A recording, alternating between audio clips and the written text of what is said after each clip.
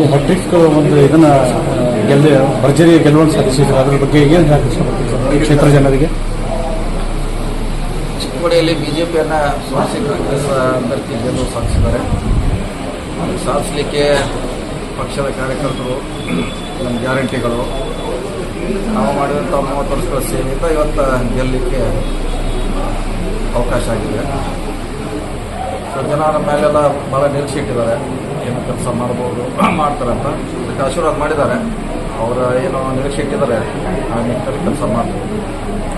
ಮುಂದಿನ ಕ್ಷೇತ್ರ ಜನರಿಗೆ ಸರ್ ಒಂದು ಯಾವುದೋ ಒಂದು ಅಭಿವೃದ್ಧಿ ಬಗ್ಗೆ ಆಗಲಿ ಇನ್ನೇನು ಸಾಧ್ಯ ಆಗ್ತಿದೆ ಸ್ಟೇಟ್ ಸೆಂಟ್ರಲ್ನಿಂದ ಕೆಲಸ ಮಾಡಲಿಕ್ಕೆ ಪ್ರಯತ್ನ ಮಾಡ್ತೀವಿ.